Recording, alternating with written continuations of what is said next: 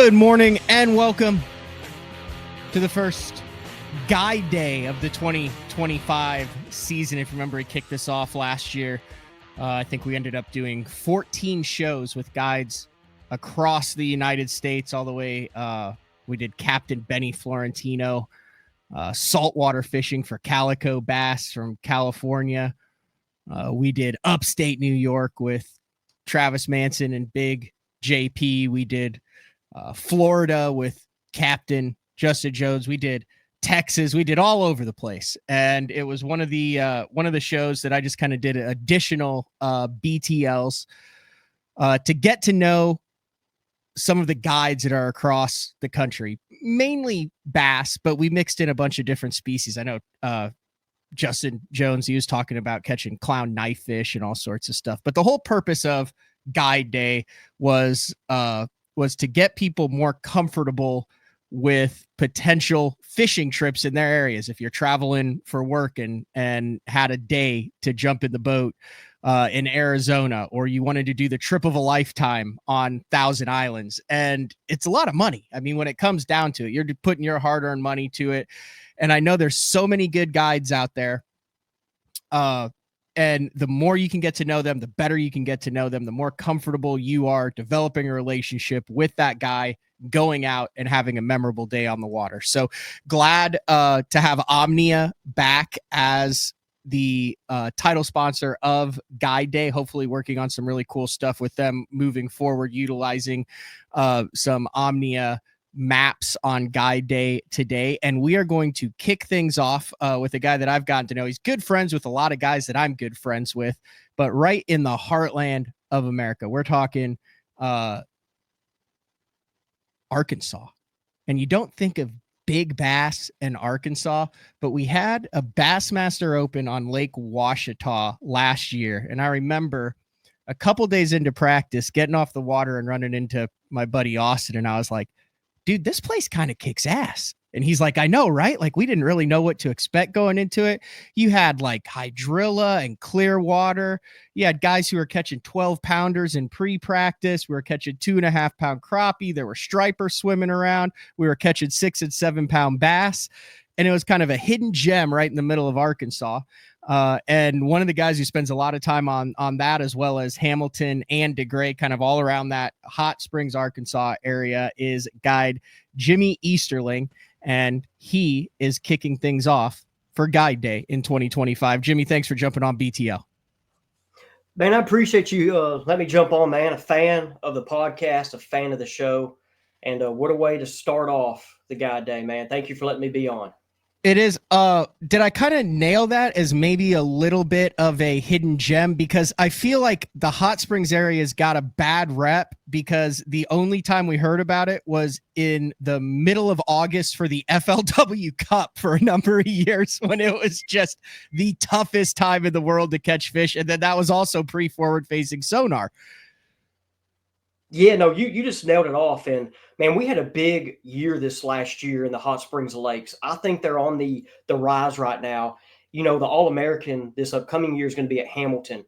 Man, I'm telling you, if they would just not let those guys practice 3 days before the event, that would blow you away too. But with it being smaller and the guys are so good at fishing, the guys going to beat up on them, kind of, you know, and that's going to be a good event. But Ouachita being as big as it is, and you saw so many miles of shoreline, dude, those fish can be anywhere. And I like to tell my clients and tell anybody that asks me about Ouachita, that whole rule of 90% of the fish live in 10% of the lake is at Ouachita. Like, now tournament winning fish, but with forward facing sonar, all of a sudden, like you guys saw, man, it is healthy, a lot of fish, a lot of different ways to catch them. But like right now, Matt, like if you came to Ouachita with me right now, like in my last month January on my off, yeah, like to say December. I know it's January now, but like my last month out there, I was out there 15 times in like 30 days on offshore forward-facing sonar trips. We might have had one day where we threw at 10 suspended fish. Like, they're not floating right now like they were when you guys were there. Mm-hmm. Right now, they are glued to the bottom of main lake points. They're in cover. They're in that grass. We had 2 good days, like in a 4 and a 5 day period of 17, 18 pounds. with people that has never caught fish with live scope. And we're doing this by catching them 40, 60 foot off the bottom. And so the lake, man, dude, there's so many ways to catch them. I'm excited about this, talking about it here with you, man. It's a cool lake because you can catch them however you want to on our bodies of water here. We'll dive into the three lakes. I want to start, though. Tell us a little bit about yourself, your history. I find it interesting when I ask all these guys, even the guys that I feel like I know that are on guide day. It's always a circuitous route to making your living, teaching and helping other people catch fish. Yeah, appreciate it. So, like, I've been in the fishing world, making my career feeding the family in the fishing industry for 3 years without doing tournaments. It started off, so I was a football coach, math teacher for 12 years. I coached at the collegiate level. I coached at the high school. I was an offensive coordinator. I was a very successful up and coming coach. And man, like Johnny Schultz, who I'm good friends with, grew up fishing. He always talked to me about being his editor, and I was editing forever. Like I'm 30, I'm about to be 33. So like my age range didn't have many editors. And so like I was editing at 15, 16 years old, football highlight tapes, whatever. And Johnny always told me, start a YouTube channel, do this. And I never did it. I was kind of one of those guys like, man, forget that, and he did Fish the Moment, went crazy. But what I'm getting to is he one day made the call and said, Jimmy, I need help. Come be my editor. And I went and talked to my wife, in-laws, boom. Next thing you know, here I am. Like I'm his editor. Well, during that time, I was making content editing. And, that's not easy getting thrown in on a YouTube channel like his. That, talking to a camera was not easy at first. But during all that, like I was on a computer 3-4 days a week on the water. I was like, man, I got to be fishing more. And I always had a dream of guiding after my education career was going to end. So I called Johnny. He was like, hey, I want to start guiding. And Johnny's like, dude, don't do it.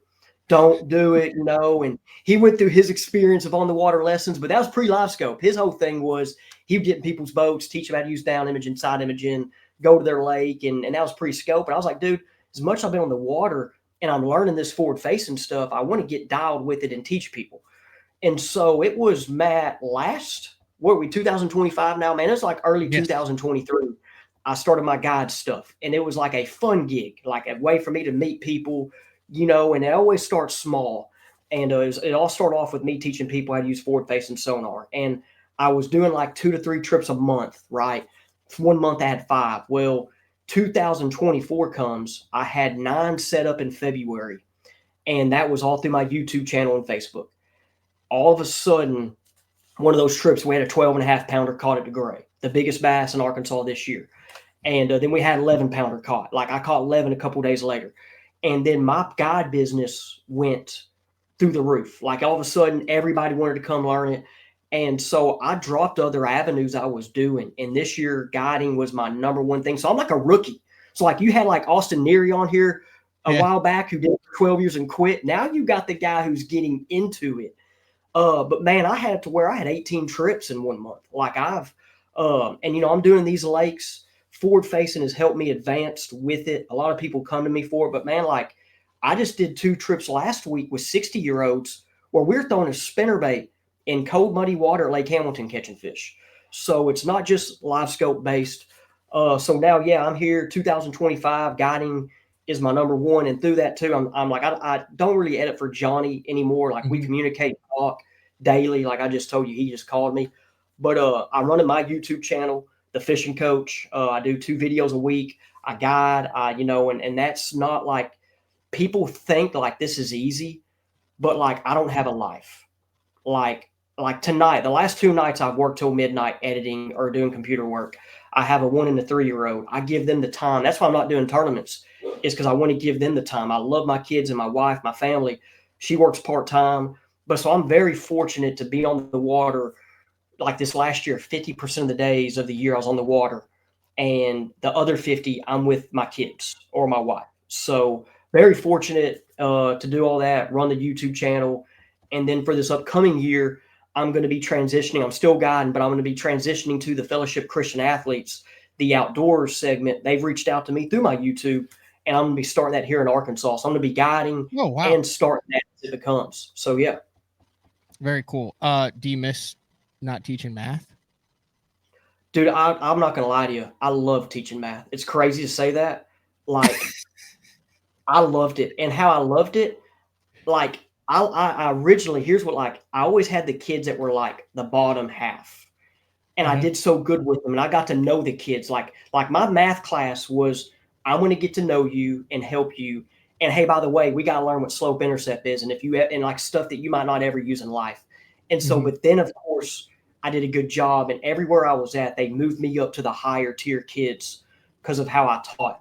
But like my math class, for example, like when MLF just got going, like in 2018, 19, or whatever that kind of split Yep. happened, like I'd be here teaching math, and then all of a sudden MLF's on the board. Like while my kids are doing their homework, we're watching fishing, Yeah. and I can say that now I'm out of it, but like I enjoyed it. It was kind of my getaway from the coaching side. It's kind of like my relaxation, if that makes I would sense. imagine then the teaching background and working with something that is and the patience has had to help, especially with the electronics classes, and you've got someone who's willing to learn, who wants to get up there. That's had to really made that transition easier and help someone who doesn't understand the electronics understand them over the course of the day on the water. Yes, sir. And that's one of the things that helps me. So, like, not just being in education, but teaching math's not easy. I mean, I have a Yeah, mathematics no, not at degree, all. but like with the Oh, you electronics, even got like, a degree in math? yeah, I got a degree, and I'm not even using my math degree. How about that? So, like, but like the whole teaching forward facing electronics, like, I get a bunch of clients on the offshore and forward facing. I mean, like, even a month ago, I had a mid 60-year-old retired. This dude's won boats. He has Mhm. won big tournaments with a jig and a lipless crankbait on DeGray and Ouachita. He wants to learn the minnow, and teaching people like him or teaching newbies, it is very patient. And like a lot of my trips, like I tell my guys in my circle, like, hey, we just caught 18 pounds on Ouachita on a forward facing trip. I just did it with a kid that's never caught a bass with live scope. Like I'll do these, and it's not always me throwing at them. Like I'll throw and show, but then I'm over here trying to coach, teach them up. I'm really getting hands on because I want to help them, But it tests the patience, but I'm good with it, because I know it's not easy. I want to go back to this. So you went to college and you majored in straight math. Just what was your major? Just math. No specialties, Bachelor's just math. Bachelor of Science in Mathematics, man. I can do a variety of What's things your with what is your it. favorite type of math? Like if you're just gonna have a quiet evening at home with a cup of hot chocolate, the kids are taken care of, the wife's on a girls trip for the weekend, like what kind of math are you breaking out? Man, dude, I loved calculus. I'm not gonna lie. Calculus was cool. Cal 2 really kicked my butt, and I when I finally figured it out, I mean, like, but I like calculus. Algebra though, like me as a math teacher, dude, algebra, I loved it. Like, I know I hadn't taught it in 3 years. Give me like a week of looking at a book. Oh, I can probably teach it with my eyes closed. All right, so you do pretty much 50, you said 50-50 as far as people who call up and say, hey, Jimmy, I want to go out and I want to catch fish, and 50 who say, hey, catching the fish is secondary. I want to learn electronics. So you're roughly 75-75. Yes, sir. And like on the trips where people call and want to do the electronics, because there's so many different ways to do the electronics. Yep. But like my smallest trip is going to be 4 hours, and it's going to be Okay. a 4 hour trip or a full day. But what I tell people is, hey, we're going to go and teach this. And if they have like, I try to like do each trip how the customer pleases, but I'm Mhm. not doing it just for, we're going to sit in the boat and talk. Like I do it as in, hey, I want to go catch fish. I want to show you. And I want to go through whatever your needs are. Because a lot of guys will do electronics, they'll just set the settings up and that's it. They're like, hey, I'll take my money and bounce, which is fine. Some guys have made a good career out of that. But I like to get in the boats, go through everything, and then, hey, we're going to go catch fish. Like this summer in Hamilton, there was a good crankbait and a hair jig bite. And so people were coming down and getting to see the side scan, seeing side scanning the drop. Hey, look, those dots are fish up there. Let's turn the boat around. Hey, look, you see them? Yeah, watch this. I'm going to throw this hair jig up there. It wasn't just always pinging a minnow. Now, the minnow is a big Mhm. player, but it's not always pinging a minnow. Oh, we got the fishing coach. Here we go. Yeah, no, I'm just Which showing one's good? some of your YouTube videos to show kind of how in depth you get as far as like teaching and things like Yeah. that. Just as you're talking. So Yeah. And like I will tell you, I've had clients in the last November, December. I had clients that watch every one of my videos and they're like, why don't you make a video of what we just did? And I'm like, hey, I can't put everything out there. So I try to put good content in teaching, but there has been some stuff to where like people have came with me and like, wow, like this would be a great video. I'm like, yeah, well, this is why you paid money too, and you got to see some of the extra juice. But I do a variety of videos. Like I'll do the sit down talk videos where you just kind of talk, but I'll do the on the water. Like there was a video that I filmed. I saved the footage, but it was from Ouachita the day after Thanksgiving, and man, it was a blast. And so I put that. I uploaded that a month later. So, but yeah, man, it's the YouTube side is not easy. People just think you just make a video and upload it, but like my wife and my friends that know, I mean, I put a lot of time into it. Yep. All right. Let's get into the fishing part. I'm going to pull up the map here. This is Little Rock right here, kind of the middle of Arkansas. This is your neck of the woods right here as we zoom in. Hot Springs in the Ouachita National Forest area. I will say, I would imagine folks in your neck of the woods go through a few transmissions towing around the lakes there. I remember going to Ouachita. It's up and down and windy and curvy. It's like going to pick up the Bass Cat and Mountain Home. Yep. but these are the three main ones. Let's start with Ouachita. That's the one that I'm kind of most familiar with. From a fishing standpoint, I think out of all the lakes that I fished across the entire country, and this is the honest to God truth, Jimmy. It is the most diverse and unique fishery that I've ever put my boat in. I agree. So I say I agree. I agree from how I'm a fan of the sport. I have watched tournament fishing ever since I got into it as a 13-year-old. And I've, seen these other lakes. And then, like Johnny Schultz, for example, got told by Mike Iaconelli, if you want to be successful at fishing, go to Central Arkansas because it's so diverse. This lake, it is incredible how that Easton over there in the Blakely's Arm, the Rabbit Arm, the Cedar Arm, how clear it is, and the grass is coming back, and the standing timber. Like the fishing over there is so different than that west end where it's more of a river. It's more stained to dirty water. And it's crazy, like how many miles of land there is. Because like the TVA is a giant lake. The Toledo Bend's big. Sam Rayburn's big. But those are wide open areas. This has so much shoreline and cover to where they can be. And it's very hard for a new person it's hard for locals like me, to come and break this thing down, Mm-hmm. And so you're on point with it being diverse, and you get to fish everywhere. Like you've been in this longer than me and fish more. One of the crazy things with me is the grass. I've never seen water so in one tournament day, I caught fish over timber in 80 foot of water. I caught fish off of a grass line in 6 foot of water. And then when it wasn't panning out for me down here and I had a small limit, I had never even been up into whatever. That's the main river arm. I had never even been up there. I packed all my stuff up. I tied on a DT6 with 2 hours left. I went in the second creek. It was muddy, and I called everything out on a DT6 with 12 inches of visibility up there. It was like 3 completely different days. And even with like everything you said there, and like how the Bassmaster Open showed it, in like when I was young fishing, I didn't have, like, my dad got me in like fishing ponds and rivers, but he wasn't a tournament guy or didn't have a boat. Okay. And I didn't have an adult mentor take me out on this lake and teach me. So I did a lot of teaching on my own. Now the bite that I'm about to talk about that I have confidence in, but I didn't growing up, is that lipless crankbait in that clear water. Like, and that's something there. Like, who would think a big old red 2-inch bait in clear water is going to catch fish, and then it shows in the open when you have the right wind and conditions and you know what you're doing with the fishing, the variety types of cover that it has. They'll eat that thing. And you can throw that thing up in 2 inches of water and they're going to eat it. And so that place is so unique, in it. And I know you fished the Blakely Arm. I love the Blakely Arm. I grew up fishing the Blakeleys. That was like the area I honed in on. But pre-live scope, it was a football jig and a jerkbait. I threw the Alabama rig some, but there's so much timber there.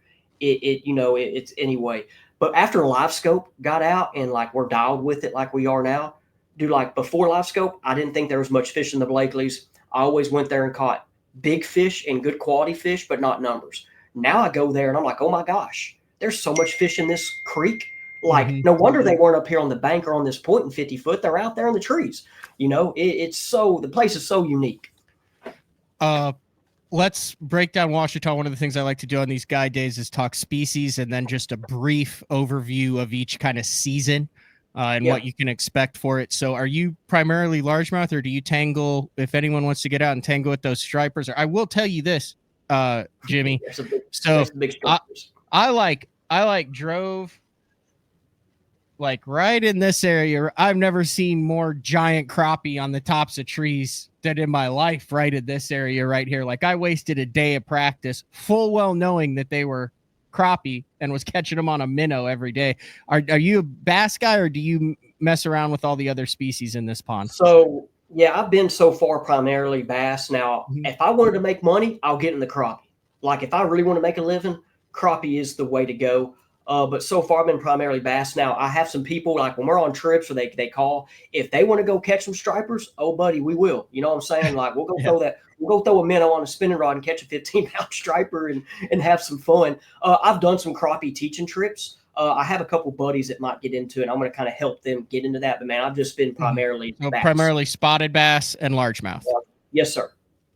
And let's run through each of the seasons then. Just break it down kind of just about a minute on each, like that.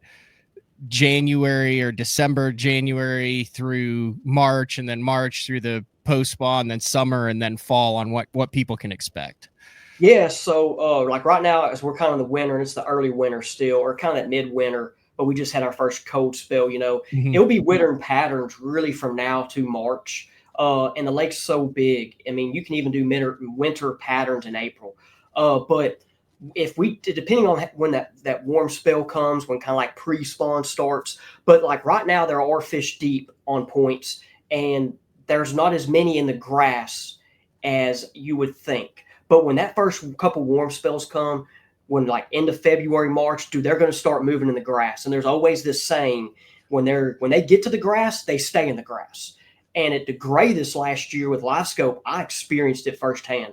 Like DeGray, we were catching those giants in creeks in timber, like you would at Table Rock. You know how they do at Table Rock. Yep. Those fish moved up to the points when that warm spell came, and they were in the grass, and they never left. I'm telling you, like, it was crazy. I'd pull up there on trips, see them. And so like Ouachita right now, I've not caught as many in the grass. It's still been winter.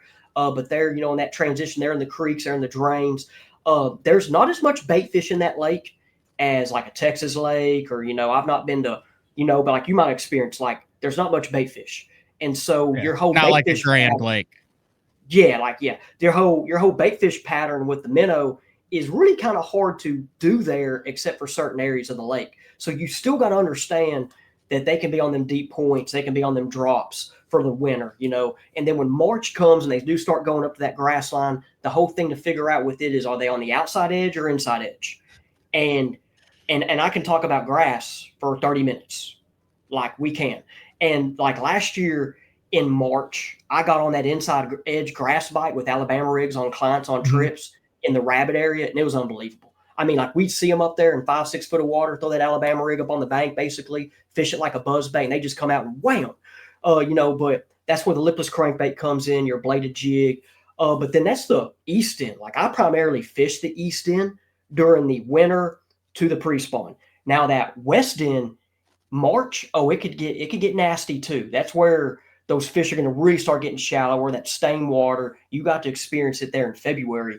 But I don't fish that west end as much because I'm not familiar with it. But I like the west end when the summer comes, and we'll get to that. So like that post spawn, I love the main lake, those mouth of the creeks and the post spawn. They'll get out there on them points, eat top waters, eat the minnow. And that's when they really start schooling up out there. That time. I mean, like, and before, like, you would just be fishing, like, and you put your boat in 40 to 80 foot of water and just throw across these points, and they'd come up and blow up on these top waters. Now you get to see them. And what's made it harder is other people see them. And so, I mean, that's what's made fishing harder is you don't got to catch them, but like you drop your deal, there's all those dots. But what really does happen there on that west end when summer comes, if the water levels and everything's right, there is a fun crankbait bite, like a Kentucky Lake crankbait bite, Tennessee River, but it's very timely, and there's a couple places, and you're catching like 2 to 3 pounders. You're not Okay. catching the 4 to 5s. Now for me though, I didn't fish it much this last summer because it got so tough. I was at Hamilton, which we can talk about Hamilton later. Hamilton was unbelievable in the summer, but when the fall came, man, the fall at Ouachita was a blast. And that's when I got back out there. They're in them giant schools on those main lake points and in the creeks. And I'm talking 100 fish schools.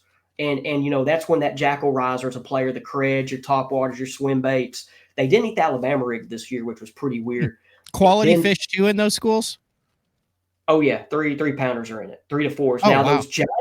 those giants, and like those 10 pounders y'all were catching, those 8s, they weren't, but the 3 pounders were. Mm-hmm. And I'm really mad. Like until recently, it was like I was out there from November through the end of December. I didn't see those quality fish show back up until it started getting cold. And then all of a sudden, it's crazy how they showed up. And that's always been the thing around here. You'll have a tournament on these lakes and 14, 15 wins, and there's no 5 pounders. And we're always like, where are they? You know, and then when it starts getting cold, they'll show up. And it's like last year, y'all caught them. There's a Mr. Bass that had 2, I think, double digits caught, you know, and DeGray. I mean, I was at DeGray today for 2.5 hours. And I mean, I found one group of 4 fish that were 6 to 8 pound bass. And man, I'm over here like they didn't eat, but everything else I threw at 8. But the big ones are smart. You know what I'm saying? The big ones are smart. So the fall to winter is really my favorite time to fish Ouachita, I'll say, and that post spawn time. Okay. How far is this from Hot Springs? Like if you were working in Hot Springs for a day, I mean, it's less than an hour. Oh yeah, no. If you're in Hot Springs, to get to Brady Mountain might be less than 30 minutes. Okay. Crystal less than 30, depending where you're at. Like so, I am on the other side of Hot Springs. Like if you look at a map, I'm not going to give my address, but I'm on the other side towards Little Rock. I'm 55 minutes from Ouachita. I'm Okay. 25 from Hamilton and 30 from DeGray. Perfect. So it actually sounds like there's sometimes for if you want to take a kid with you who's into bass fishing, you want a lot of action. Like there are certain times where like you kind of can pinpoint and know, hey, you're gonna get the rod bent and your string stretched quite a bit today. Yeah, and I forgot to mention the spawn. The spawn there's a fun time to fish. I went Can you straight see from them? like, yeah, oh yeah. Now I'm Okay. not. I'm gonna go ahead and put it out there. I'm not the best sight fisherman. Yep. Okay, that was me growing up. I was playing baseball during that time, and I was always fascinated about catching fish offshore. So Matt, I was always the guy when they're on beds, I go up and catch them, but I was trying to catch them out deep already. Like I was trying to find them pre and post spawn fish. And for example, this last year on a trip at Lake Ouachita, first week of April, full moon, I have an offshore forward facing trip with a 14-year-old and his dad. It was windy, post front. I'm talking, dude, this is crazy. I'm just kind of sharing some juice. Crazy weather, like windy on the lake. And I knew some giants were out there on them humps. Like, Mm-hmm. we're going to go throw a Carolina rig and try to get a big one to eat because those big ones will spawn on them humps out there on the rock. Well, it was windy. I have 2 kind of new people fishing. And we launched the boat, and I was like, I'm going to play with y'all's graphs. We launch. I'm out there, and we're protected from the wind, by the way. So I'm just going to kind of, there you go. I'm not going to say the area, but we're protected from the wind. And all of a sudden, I'm graphing. I see some arches on the bottom of the creek ditch on that Garmin down imaging. And on the down imaging 2D, I had it dialed. And I was like, hey, these might be good fish. I get the scope out. We're in the middle of the ditch in 45 foot. First week of April, full moon. In 15 minutes, we had 15 pounds for 5 Wow. out there in 40 foot of water. Pre and post spawn fish. Right So you behind get us. in other people's boats too. Yes, sir. Okay. I'll get in theirs depending how we want to set it up. A lot of the times I'll get in theirs. If they want to see the Garmin, since I have Garmin, I'll get them. I'll bring mine, but I'll do Lowrance, Garmin. Okay. I stopped doing Humminbird Mega Live because it was not any good, and I was not. I want them to be real. I'm Fair not enough. affiliated with any of them, but the new one I'm excited about. I want to see it, but I quit doing Mega Lives Yeah. because it wasn't the same. Yeah. But this was a trip. I was in another guy's boat with a kid. Dude, at first week of April, full moon, we just caught like 10 fish, but our best 5 went for 14 in the middle of a ditch, and they were pre and post spawn fish. I mean, so Interesting. And like the dad was like, dude, they should be on the bank spawning full moon. I was like, hey, that dude already spawned. These dudes hadn't, but we had a post front, so they just came out here. So I was always that guy during the spawn, but spawn's a great time to fish out there. Do the wacky rig, the old fluke. I love throwing the old school Texas rig fluke, man. It's fun. It's fun. Let's talk about the other two lakes, Yep. Hamilton and DeGray. When is there a time where if someone wants to get out in that part of the country with you, you would rather go to those lakes than Ouachita? So Hamilton, as I learned this last year, dude, it's the healthiest lake down here right now, and it's the smallest. I moved a lot of my trips from Ouachita May to June because I was out there at Ouachita and Hamilton a lot, and I saw what Hamilton was doing. And I moved a lot of my trips from Ouachita to Hamilton in June. And it was unbelievable from June to October. I'm telling you, Matt, like there were a lot of trips where if you have someone that wants to catch fish, come on. And people might be like, hey, it's summer, the lake's crowded. I'm out there during the week and it's not as bad. I wouldn't do a weekend trip until after Labor Day it's Labor Day in the fall. But the fall bite out there is unbelievable. I'm not gonna like, dude, the schooling action, and the offshore fishing, it was unbelievable. Now DeGray, the time to fish DeGray, in my opinion, my favorite time is right now. And this year, I might not be out there as much, but even after today, I mean, I caught 30 fish in 2.5 hours out there, like when I was out there.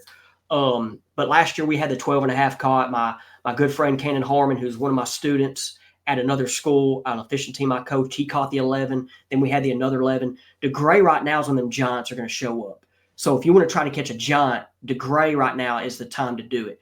And DeGray has been tough in the spawn recently because the water levels fluctuate, man. But if it can stay level and us have a good spawn, that lake's going to be the next best lake down here because the grass is coming back. Dude, the population of 1 to 3 pound fish is incredible in that lake, but there's not many 4 to 7s. Okay, there's not many, but there are an abundance of 8+ pound fish if you can get them to bite. I know my 12.5 I had a client caught it this last February. We had the 11 this summer in night tournaments. There's a few double digits. There's another 12-pounder caught. So this lake has the big ones. But talking about Hamilton, May to October, I'm going to push that a lot this upcoming year too. Were you with him when he caught the 12 then? My client? Oh yeah. Okay. That was his first live scope bass ever. How about that? What was that like?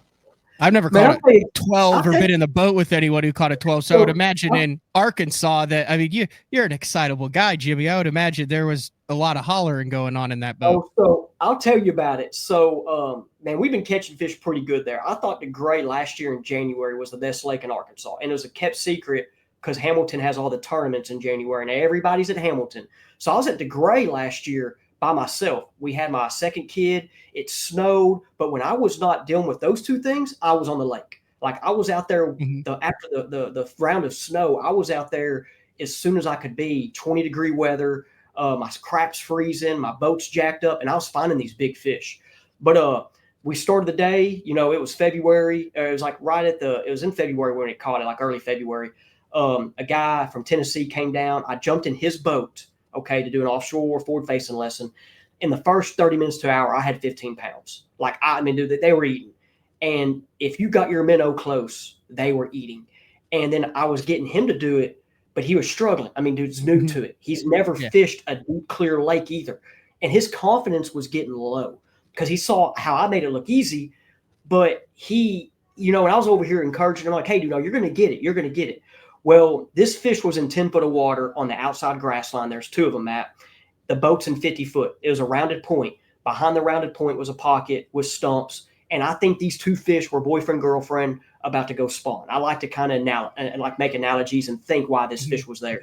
So my man, I saw him and I was like, hey, those are giants if they're bass.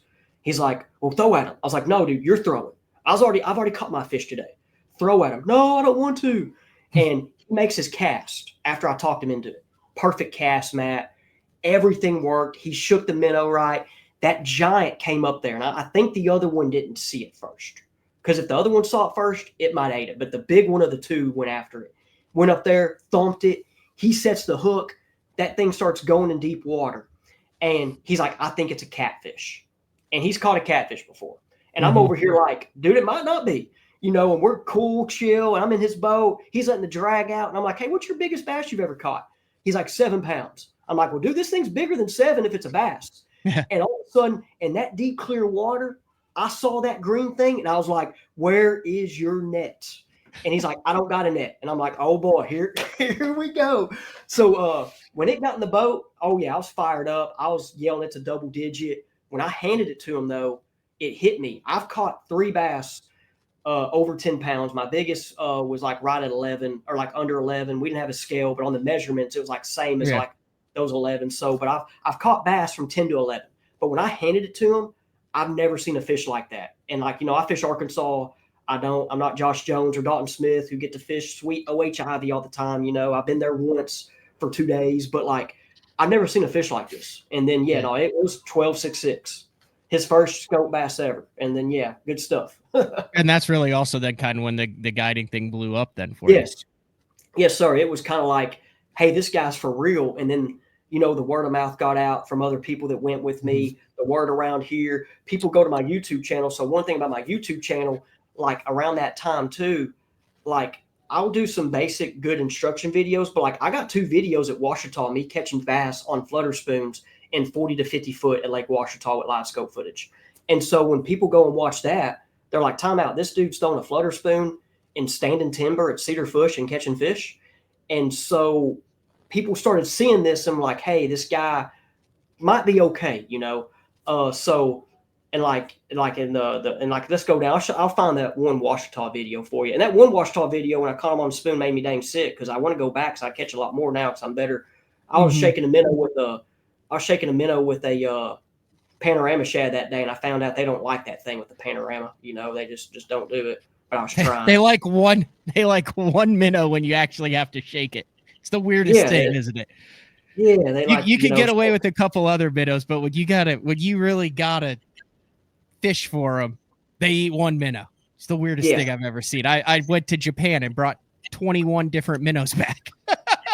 I had a suitcase literally full of minnows. I think I've got 2 or 3 that I've got confidence in it. I fished every single one of them. But so like right now, I mean, if you want a trophy trip, you have a guy call you up and say, hey, let's go try to find a big one on DeGray.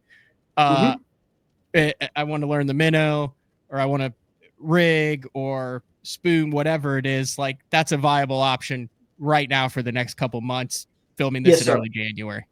Yes, sir. I have some other smaller lakes south that like I've had a few people jump on, but not many. Like, they're our OHIVs of Arkansas. Yep, where I got you. You don't say them. If you want to go, you can go for a day. Hey, please don't tell anyone where we were. Had a great day. That type of thing. So like there's a few of those, but like my business flourished when I moved to Hot Springs. Like everybody wants to learn these lakes. Because like in Southwest Arkansas, where I was living before I moved back up here, dude, there's some great lakes down there. Like it's above Millwood, but there's a bunch of small little lakes. But DeGray and Ouachita, like my goal, like, and I said DeGray I'm going to be on, but like I have a goal to catch a double digit at Ouachita, me or a client. So I want to try to get that done, and to get that done, I got to be on it more in the winter. So we'll see. Like I've caught 7s out of there. I had one of my kids on my fishing team I coach right now. This last year, I was not in the boat with him, but I pointed him in a direction of a area that had big ones, and he caught an 8.5 in a tournament. Wow. So like, they're in there. It's just I'd like to get one. So Hamilton, if my memory serves me correctly, isn't that where it gets super clear up the river and it stays cold and guys glide bait them up there, and it's traditionally fairly tough during the summertime, brush piles, whopper plopper type deal. But it also has a lot of fish in it too, from what I remember. Just not after 60 guys hit it for 5 days in a Forest Wood Cup in August. Well, and forward facing has taught us a lot about Hamilton, I'll say. Okay. Do they float more there? They can, but like they can. Like right now, they're not as much, and people are throwing at them trying to figure it out. But they'll be on the bottom in areas. But I like they'll be fishing 150 to 100 schools at the end of summer through the fall. Like, Mm-hmm. I mean, and now they're 2 to 3 pound fish. Like there was, like I'm talking in September, I had 2 days with people that came down to fish with me in their boat or in my boat. Like I had a guy come down from Illinois. And I like I'm trying to think, but I had like a 9 day period where we had 3 18-pound bags in September out there. Like, and you wouldn't think like the tough fishing, but like me, I don't fish brush piles much. I mean, I will, but like everybody fishes brush. And like I was talking Mm-hmm. this conversation earlier. Hopefully, I'm not giving like part of my fishing strategy is being different. And I think a lot of people are good at fishing brush now. Like they might Mm-hmm. not be the best at it, but they can see it. So I try to find fish around the brush or in other areas. That's why you and But Johnny get along so well. You spend a little time me in and the John, boat yeah, yeah, with 100%. Johnny. He'll go to the one spot where you're like, dude, you literally picked the worst spot on the lake, and then he'll start graphing in about 2 feet of water where you're like, hey, how about you trim that motor up? And then he'll be like, oh, there's some, there's some, Yeah, there's yeah, some. yeah, And then you yeah. spin back around and you're like, what is this voodoo? Hey, hey, what I had one trip. I normally like on Hamilton, I was on them so good I didn't have to graph that long. Like when Mm-hmm. the end of summer fall came, but there was one day where we graphed for an hour and a half with a father son in their boat, and we only made 3 casts. And I could tell the father was getting like, "Oh my gosh, what are we doing?" But then when I finally found them, and I was like, "Hey, look, here they are," and they're dotted up. I mean, it's like a Texas school, of fish. We turned that boat around. We had 14 pounds in like 30 minutes. And the dad was like, dude, that was incredible. And I was like, yeah, now it's not easy, as you saw. I mean, Mm-hmm. we literally grabbed, but Hamilton's a cool place. It really is. And you talk about the river. The river burned me a lot this last year. Like going up there in that clear water, catching the cold water, the glide bait thing, like that's legit. But it burned me enough, so I kind of at one point stopped going up there. But I don't want to give up on it because Yeah. there's fish up there. There's a good population and healthy up there as well. All right, let's get into the nitty gritty. If you're going fishing with you, talk about you bring your own equipment. Do you offer equipment if you're coming in? What does that look like from the equipment standpoint? And then talk about I know you talked about getting in other people's boats. If you want to tow your boat, you could jump in. But what boat do you fish out of if you're coming in? Just kind of talk about that stuff so people know what to expect. Yeah, so on a trip with me, like most time I ask, hey, like what fishing poles you use, because I get guys that like, I mean, like even a week ago, I had someone that's never thrown a spinning rod or a bait caster before. Mm-hmm. So I always ask those questions first. I will provide equipment, but what I recommend is you bring in your poles that you're comfortable with. I'll provide all the tackle. Like, Mm-hmm. I'll provide all the tackle. I'll ask you on what line you have. Like I've had guys that just use braid and like, hey, we're not going to fish with braid at Lake Ouachita. Like, did we like now we might go braid to fluoro leader Yeah. on your spinning rods, but like I'm Yep. not going to throw braid at Lake Ouachita. Now I know. And anyway, so like I'll ask that. I'll provide the tackle, but I like you using your rods if you're comfortable. But like I've had guys come in from so many places and they can't bring their rods if they're flying, so I'll have enough there. Mm-hmm. Boat wise, I'm in a Bass Cat Pantera too. Now I'm with Okay. Futural Marine, and they put me in I was in a demo boat with them. I just gave it back, and we're looking for this next year they're switching. They were Ranger Triton, and they're kind of in a transition. And their next boat, I'm excited about. Should be in it for my trips. But the Bass Cat's caught some fish. I mean, it has. It's not the biggest boat, but it's caught some fish. Yeah. So there and then now when I go in your boat, like what I tell my people is, hey, I'm gonna bring like right now I'm bringing 5 rods. Like I'm Okay. bringing either 4 spinning rods and a bait caster or 3 spinning rods and 2.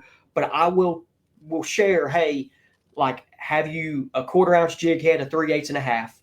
If you don't have that many spinning rods, because a lot of my guys might not, then just have 2 of them on. And then I'll Mm-hmm. tell them have a jerk bait on, have an Alabama rig, a jig, and I'm not going to bring my whole boat. I bring a backpack, a bag of minnows, sometimes flutter spoons, and I just bring a backpack with 5 rods, and we get after it. So, like, if I was to say, hey, I've got HDS 12-inch live on my console, I don't think my side imaging is set up right, and I've got 12-inch Garmin up front, but I'm not exactly sure if my settings are right on it. That's where you could get in. You'll sit down, you walk through, hey, here's the side imaging, here's what we're looking at, here's how you fix it. You go up to the front, you're talking gain color gain, manual settings, that whole type of thing, and all of the brands as well. Yes, sir. And what I'll do at the end of the day after, because every graph's different. Like there's Yep. no one setting that works, and you know that. But like my people always don't. And so I'll like when you come to fish Ouachita, our lake's clean. Well, your lake might be dirty.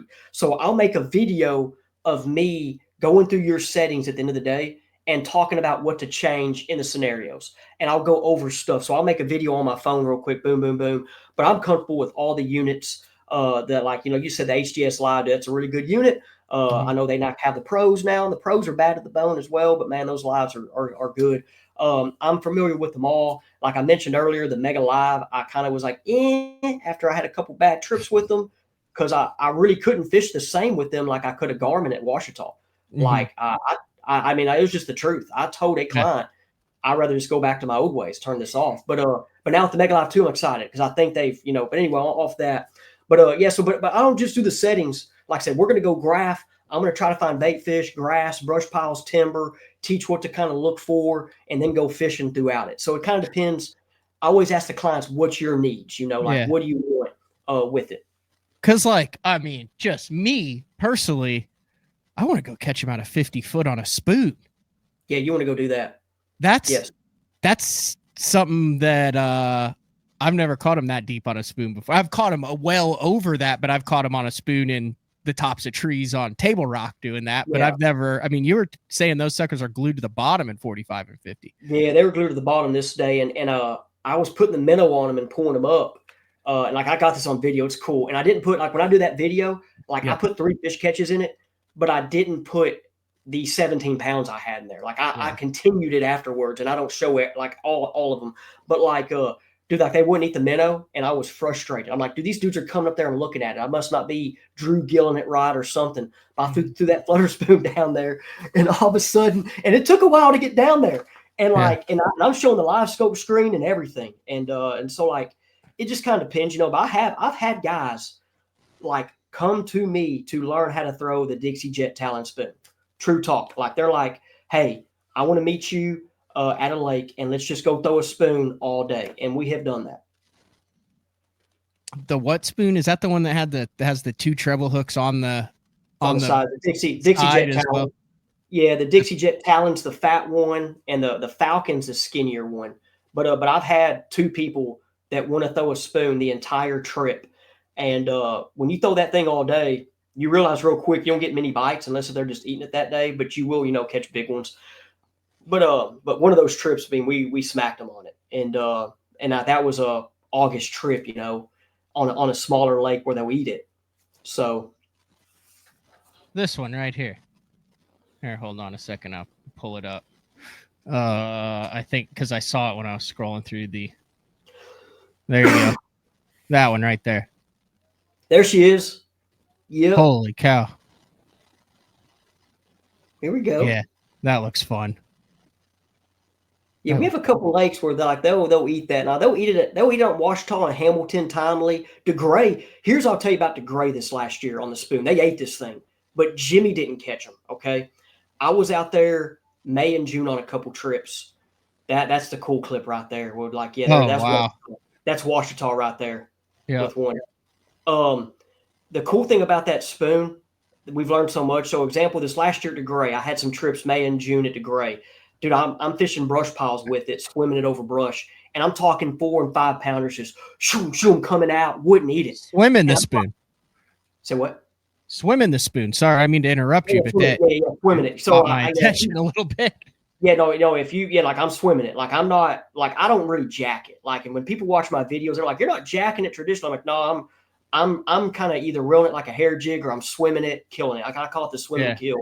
So like DeGray, they weren't eating it, but dude, like I would get them fish pulled out, and I'm like, man, what's going on? Well, a buddy of mine who's a really good fisherman and he's good with the spoon, he was winning night tournaments on some of these piles and areas, but they were eating that thing the last 30 minutes before dark. And so there's always a time with it, and so like I'm out there on my trips and we're doing this. I'm like, dude, like, hey, they're not eating it today, like, and it's just it's a kind of a thing for tournament scenarios. You get your limit, then go throw it to catch 2 to 3 fish, but when they do eat it, it's on. It's fun. I mean, it's it's catch fish on a spoon. Price wise, run through for instructional, for fishing, for half day, for full day, as of 2025. Obviously this podcast will live past that, but as of Yeah, January 2025. So it'll fluctuate seasonally, but like I'll tell you, Matt, and before people listen on the prices, I set my prices due to I know the economy's tough. I'm not Stetson Blaylock or Spencer Sheffield, but I might, be able to teach you maybe Mhm. potentially because of my background. But we're not also fishing Lake Fork and OH Ivy. I know what they charge, and I've always said I'm not going to set a crazy price because Ouachita is not OH Ivy or Lake Fork. So for 4 hours in your boat is going to be $350. Like that's on my lakes. Now, Mhm. if you want me to come to your lake, I'll add a charge of gas mileage because I've done trips where I travel 8 or 9 hours. I'll go out of Okay. state if it works out right. Now if it's a full day in your boat is 450. Now if we do my boat, I add the gas to it depending on the lake we choose. So it could be 500 to 550. So I Okay. set my prices because I know I want you to come and learn, but I also do like I know once again we're fishing at DeGray, Hamilton, which are fun lakes, but it's not Lake Fork. And so Yep. I get that because I know what those guys charge, and I'm not trying to do what Lake Fork does. That's really good Yeah. price wise. People can get in contact with you obviously on the YouTube channel is the fishing coach at the fishing coach. You can also just type your name, Jimi, Jimi, correct? Yep. That's the story. Easterling. Yep, the story behind that is it's like Jimi Hendrix. But Oh, okay. my parents were listening to Jimi Hendrix. I was laying over there being a baby, and they were dancing, having a good time. They're like, hey, let's call him Jimmy because that's not my real name. So that's how Jimmy came about. True Oh, story. nice. And then also contact you through your Facebook page. Yes, sir. Facebook's the best way. If you don't do Facebook, I mean, like I said, go to my YouTube, leave a message, and my email's attached to it. But leave a message, and I'll get Yeah. with you. Because I've had a lot of people that don't have Facebook, but they reach out to me through Watch YouTube. YouTube, Yeah. Jimi Easterling Fishing on Facebook. Facebook.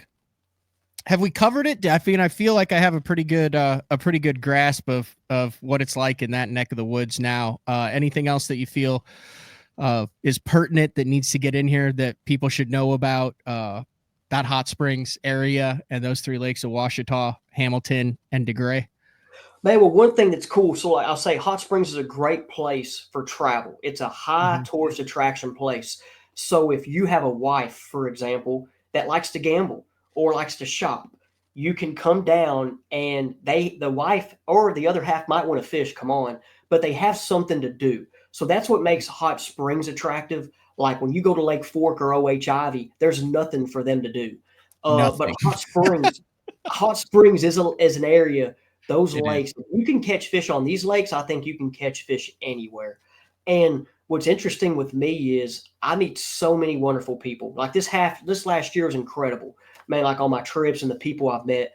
And I had people come from 9 states down here through just my Facebook and my YouTube. And want to say thanks to the people listening. I mean, like I said, and we're a part of it. It's fun. We're going to keep it going. And I'm just here trying to help you become a better angler. That's it. I'm not trying to win a Bassmaster Classic. That'd be cool.